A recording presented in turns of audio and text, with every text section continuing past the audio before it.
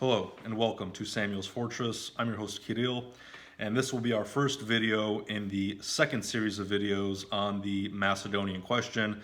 This series will be discussing the Macedonian question from a modern perspective, starting in the 19th century and moving forward.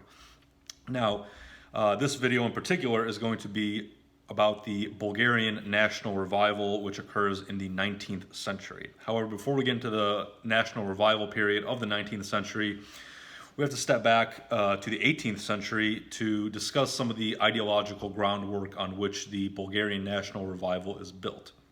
So in the 18th century, in the 1700s, we see the rise of the awakeners, as they're called.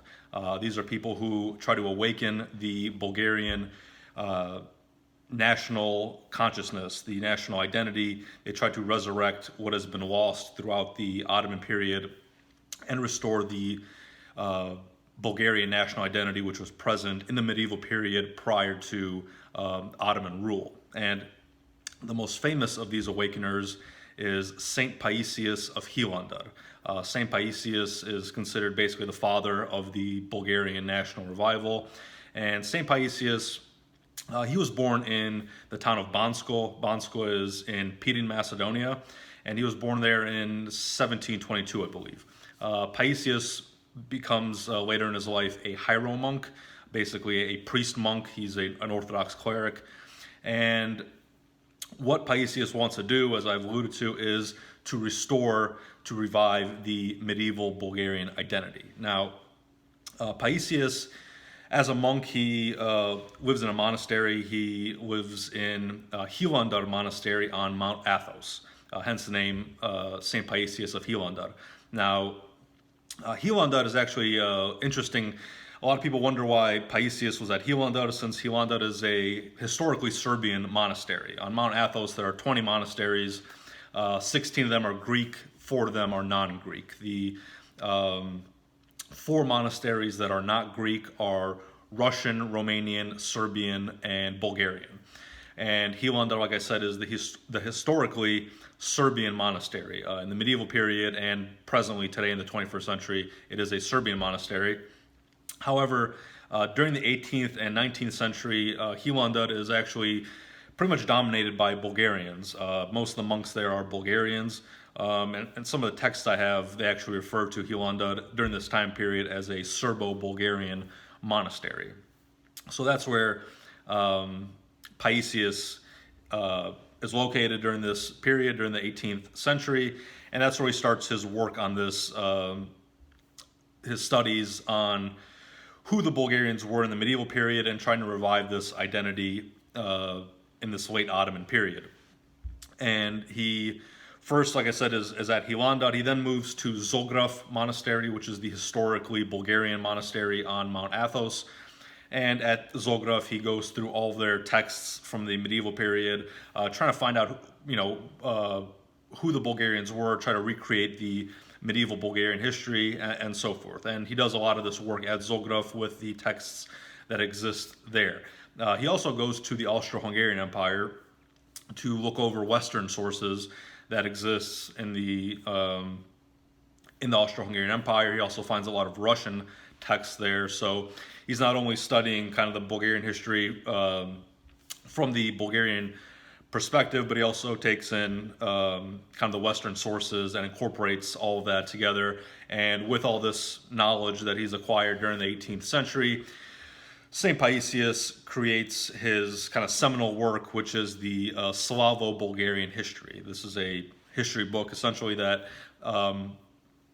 goes through the medieval Bulgarian history. He tries to essentially remind the Bulgarians who they are. Like we went over in the last video on the Ottoman Empire, national and ethnic consciousness is severely diminished within the Ottoman Empire.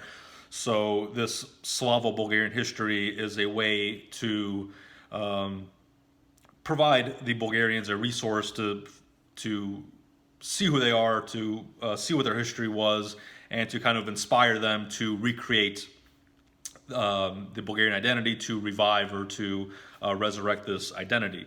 And the main reason why Paisius tries to kind of glorify the Bulgarian past is because the Bulgarians and all the Slavs in the Ottoman Empire are kind of, as we discussed in the previous video as well, hierarchically beneath the Greeks in the Ottoman social structure, if you will. We went over how the Greeks are kind of considered a higher class than the Slavs within the Ottoman Empire. And this higher status of the Greeks leads the Slavs, the Bulgarians as well, to have this inferiority complex as opposed to, in comparison to the Greeks, I should say. So they view the Greeks as better than them in a sense. A lot of Bulgarians who get a little bit of money, who are part of this merchant class, kind of who you can call them the petite bourgeois of the Bulgarians, if you will. As soon as they get a little bit of money and status in society, a lot of them will abandon their Bulgarian identity and pretend to be Greeks. They will Hellenize. They will dress like Greeks, speak Greek, mingle with Greeks. They kind of view Bulgarian as a type of peasant identity, whereas the Greek identity is seen as more sophisticated. And therefore Paisius is very displeased with this, and he tries to convince the Bulgarians that there's no shame in being a Bulgarian, that there's a rich history there, and he tries to glorify that history in his Slavo-Bulgarian history text. And I like this. There's a certain quote from Paisius which I find very interesting on how he kind of addresses these Bulgarians who decide to Hellenize. And this quote I'm going to read is kind of directed towards them in particular. So Paisius states to these Hellenophile Bulgarians, quote, "Oh, you unwise fools, why are you ashamed to call yourself a Bulgarian? And why don't you read and speak in your native tongue? Weren't Bulgarians powerful once? Didn't they take taxes from strong Romans and wise Greeks? Out of all the Slavic nations, they were the bravest one.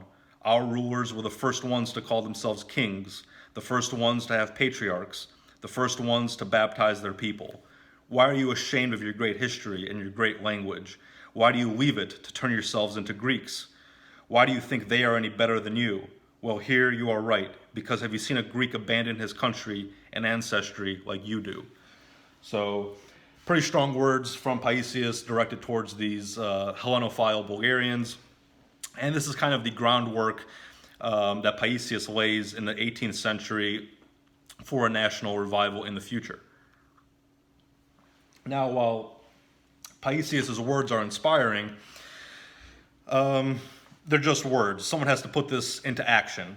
Someone has to act on these words and actually create a national revival physically.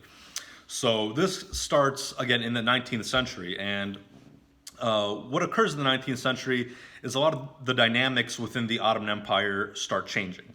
During this period, as in the West, you have pretty rapid industrialization, modernization. Certainly the Ottoman Empire isn't industrializing at the rate Western Europe, England, the United States are, but nevertheless there is a certain amount of industrialization, modernization, urbanization that's occurring within the Ottoman Empire.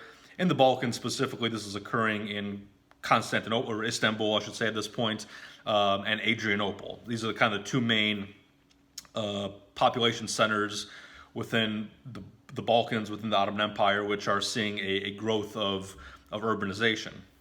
Now, when you have people coming from the countryside, from the rural areas, and settling in the cities, this creates a demand for clothing, for food, to, again, supply these new urbanites that are this urban class that's being created.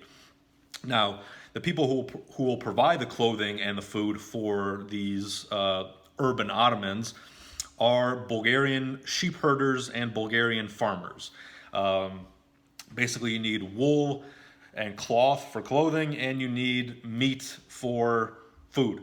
And the Ottomans, the Muslims are Muslims. They don't eat pork, so they eat a lot of lamb, mutton, and so forth. So a lot of these Bulgarian shepherds or sheep herders, they start becoming wealthier as demand for their product, wool and meat, increases. And also Bulgarian farmers who are producing cotton. A lot of them are also producing tobacco. In Macedonia particularly, cotton is very widespread as far as an agricultural product in the Vardar Valley. Tobacco as well as being grown in Macedonia, which tobacco I still believe today even is a major agricultural commodity within Macedonia. So you start seeing these Bulgarian farmers, Bulgarian sheep herders growing more and more wealthy as demand for the product grows due to this modernization and urbanization of the Ottoman Empire. Now another interesting thing occurs, which kind of changes the dynamics within the Ottoman Empire, and that is the way the empire is administered. So during this late 18th, early 19th century period, the Sultan in Istanbul is losing control of the empire to these pashas. A pasha is basically a high-ranking military official within the Ottoman military. So these pashas, they are given governorship over certain territories within the empire, which is called a pashaluk. So a pashaluk is a territory ruled by a pasha. And again, a pasha is a military official. And the way the pasha rules the pashaluk, his territory, is with janissaries. We discussed the janissaries a bit in the previous video, but these are essentially the Ottoman elite soldiers, often taken from these are boys who were taken from Christian families when they were young, trained as elite soldiers within the Ottoman military. And these janissaries are essentially the kind of the foot soldiers of these pashas. They enforce the rule of the pashas. And these pashas are basically kind of brutal oligarchs. The Sultan doesn't like them. The Balkan peasantry doesn't like them. They are essentially these brutal oligarchic tax farmers who ruthlessly exploit the peasantry, and the rules of the pasha are enforced by these equally brutal janissaries. There's actually a passage in R.J. Crampton's A Concise History of Bulgaria in which a English traveler documents what it's like in a Macedonian village in the late 18th century under these pashas. And this British traveler writes, the Macedonian peasants, are at present in a most wretched condition, owing to the extortions of Ali Pasha or of those who have plundered in his name. In the short space of 6 months, they have paid his tax gatherers, as they told us, 80 purses, a sum equivalent to 40,000 piastres. Poverty is apparent in their dwellings, nor can it be otherwise, where the wretched inhabitants are so oppressed by their lords. The whole of the earnings of the peasant is here taken from him. He is scarcely allowed any means of subsistence. Add to this the frequent calamities of sickness and fire, and of plague, pestilence, and famine will be found to have done their work. This village has twice been burned within 1 year by banditti. So you can see here how these pashas are just ruthlessly exploiting the peasantry of their respective territories within their pashaluks. And this enforcement, again, is done at the hands of the janissaries, which operate beneath the pasha. Now, the Sultan has enough of this. He's essentially de facto been kind of pushed out of governorship of these areas. He's lost control of these pashaluks. They're under the control of the pashas, and this is unacceptable to the Sultan. In the early 19th century, in the early 1800s, a conflict breaks out between the Sultan and the pashas and their janissaries. And the Sultan is successful. He manages to slaughter thousands of janissaries. Many more are exiled and expelled from the Ottoman Empire. And the Sultan manages to centralize control of the Ottoman Empire, again under his control in Istanbul. Now, since the janissaries are gone, this requires the Sultan to reform and reorganize the Ottoman military. What the Sultan does is he creates a modern European-style standing army. which will answer to him directly as opposed to these local pashas. So the trouble here is not exactly trouble, but an important part in creating a modern European style standing army is you have to house, feed, and clothe all these many men that are now part of this standing army. These many soldiers need to be, like I said, clothed, fed, and housed. So again, we see here a need for wool and cloth for clothing, meat for the food, and tobacco. So again, we see a demand for the commodities of the Bulgarian sheep herders and the Bulgarian farmers. And this demand, now that the military is created, makes these Bulgarian farmers and sheep herders very wealthy, as their commodities are in high demand. So they're becoming very wealthy during this period. In fact, they start producing so many goods that they have to create factories. There are factories being created in the Balkans for cloth production. Markets are being set up. These commodities are being traded, especially cotton from the Vardar Valley is being traded to other European nations and so forth. So we see a massive growth in the wealth of these Bulgarian farmers and sheep herders. Now, these people are getting individually wealthy. However, what they start doing for the benefit of this Bulgarian idea, this Bulgarian revival that was where the foundation was laid by Paisius in the century previously, is they start pooling their wealth in these collectives, in these guilds.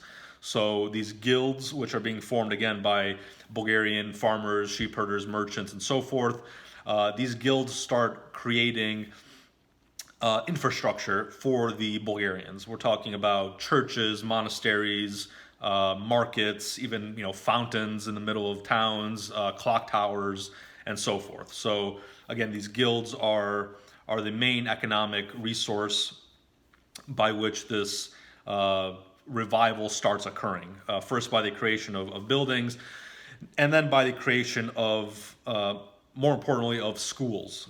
So what these guilds start doing is they start funding the creation of modern kind of European style schools that we see today, where you have a classroom with teachers and students and so forth. Prior to this, you had cell schools. A cell school is essentially a school that's held in a monastery. So the clergy, the monks, they were kind of really the only educated people prior to this. And if you wanted some sort of education, you would go to the monastery, to the monastic cells, and you would receive like a rudimentary education there. However, now with these funds being in place, you can start seeing the creation of actual kind of modern schools like we see today. And these schools are created all throughout the Bulgarian lands, including Macedonia. You see large schools being created in Prilep, in Pštip, Kruševo, etc. And in fact, close to 2,000 Bulgarian schools are created within the 19th century. Now, another thing that is created by these guilds, aside from schools, is they're often called reading rooms in English. What these are essentially places where Bulgarians can go. They're kind of like a mix between a library and a cultural center. In English, they're referred to as reading rooms, although that's not really a great translation. There's no equivalent of this in the English world. In Bulgarian, it's called they're called chitalishta. But there's really no English equivalent to this. But these are places where you can go to read books, newspapers, you can take lectures, classes to learn how to read. People put on plays. It's kind of like, again, a mix of a library and a cultural center. And these are places where, again, your average person can go and become educated, learn how to read, find out what's going on as far as newspapers, read these books about the Bulgarian history, about this revival period. And what assists in this is the obtaining of printing presses. So the guilds, they also obtain printing presses where they start creating, again, newspapers, books, and so forth. And you see a huge explosion in written material that comes out during this 19th century period. So again, we have here with these schools, with the schools being created, with these chitališta, a creation of a Bulgarian intelligentsia, of a Bulgarian intellectual class that is capable of kind of laying the groundwork and pushing forward this national revival, this, again, the revival of a Bulgarian ethnic and national consciousness. Now, while all this is great, the main prize of the Bulgarian national revival is an independent Bulgarian church. As we discussed in the previous video, in the 18th century, the Archbishopric of Ohrid and the Patriarchate in Pech are dissolved by the Ottoman officials, and the historically Bulgarian and Serbian church jurisdictions are placed under the control of the Greek Phanar, the Greek Patriarchate in Constantinople and Istanbul. Now, this is not a very good development for the Slavs, the Bulgarians, and the Serbs, as now the Greek clergy is administering these churches. Slavic priests are being pushed out of the way for Greek priests. Liturgies being conducted in Greek, and as we mentioned, a lot of this is being done, this centralization of Balkan Christianity under the Greek Phanar is really done for tax farming purposes.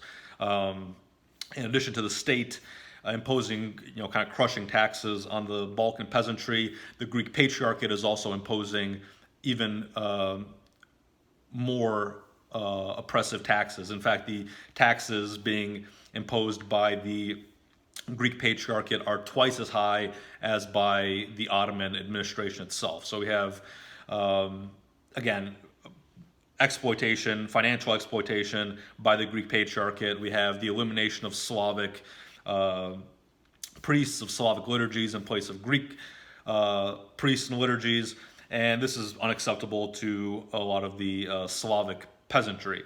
So what starts occurring is in the early 19th century, you start seeing protests and revolts against the Greek Patriarchate.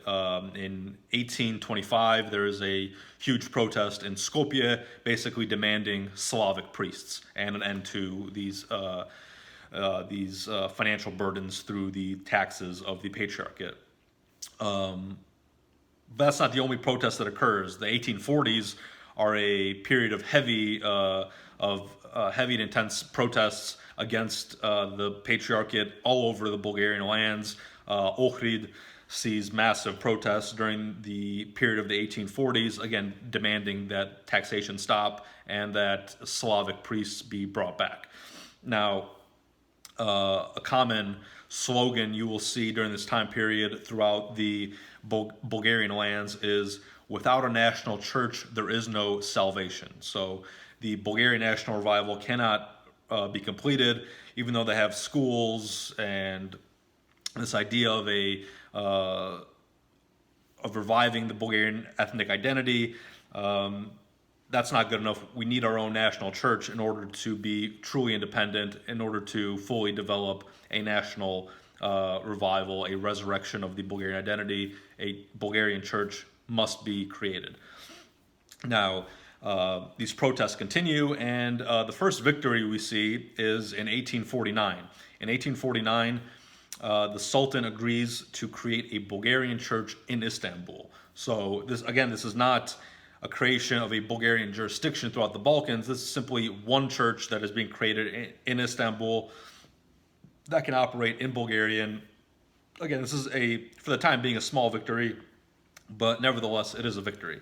But that's not where the story stops, if you will. In the 1850s, you start seeing petitions being drafted by Bulgarians to the Sultan, again, for the creation of an independent Bulgarian church, a patriarchate, if you will. So in the 1850s, you start seeing councils of kind of notable Bulgarians being held in Istanbul, where they again petition the Sultan. And this 1850s period is really kind of where you see a lot of the groundwork being laid for an independent Bulgarian church. Now, what occurs is during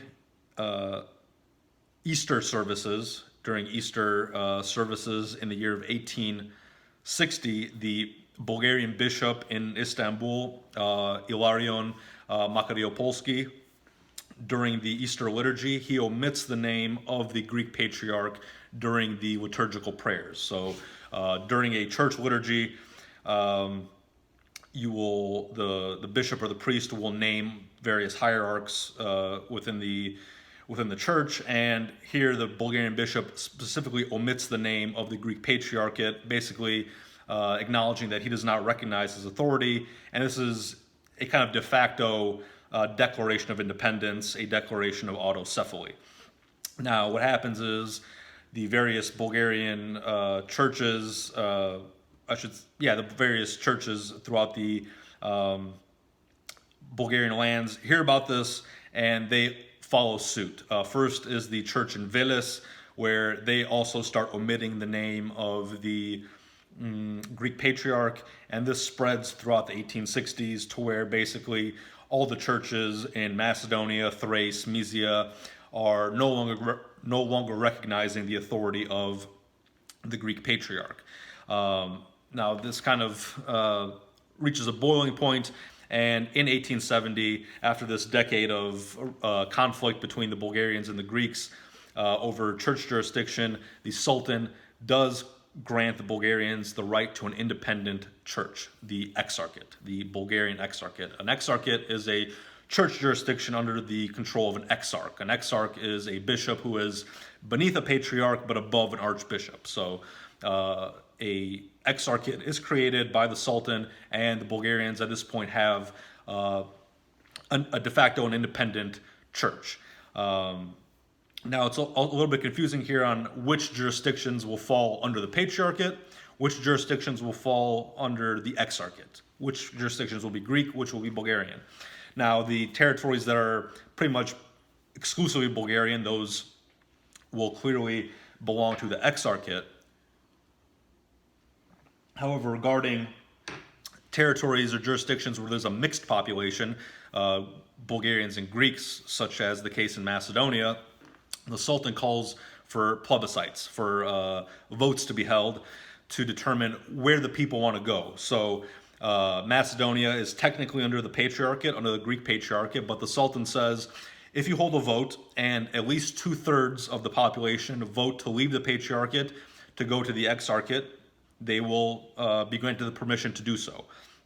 So votes are held throughout the 1870s in Macedonia, and overwhelmingly people choose to join the exarchate as opposed to stay in the patriarchate. We're talking margins of 90%. I mean, it's overwhelming among the Slavic population of Macedonia that they want to be a part of the Bulgarian exarchate church.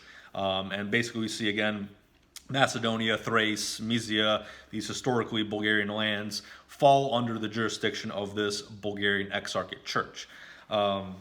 What's interesting is here in Misha Glenny's book, The Balkans, the Russian novelist Dostoevsky is monitoring these developments, and he has an interesting paragraph, he has an interesting take here on this whole situation. In 1876, Dostoevsky writes, quote, "The Greek-Bulgarian church dispute we recently witnessed was ultimately nothing more than a national conflict in clerical garb, and can to a degree be regarded as an omen for the future. When the ecumenical patriarch reproached the disobedient Bulgarians and excommunicated them, he stressed that one should sacrifice neither the church's ritual nor the obedience due to the church in favor of the new and destructive principle of nationality. But in fact, he himself had made use of precisely this nationality principle when he imposed the ban on the Bulgarians, the only difference being he had made use of it in favor of the Greeks and to the detriment of the Slavs. In short, one can predict with some certainty that as soon as the sick man, the Ottoman Empire, expires, the unrest and conflict will break out all over the Balkans at the first opportunity. And that's what will occur, and what is going to be the topic of the next video, particularly the revolutionary era in Bulgaria. So until then, thank you very much for watching, and I will see you next time.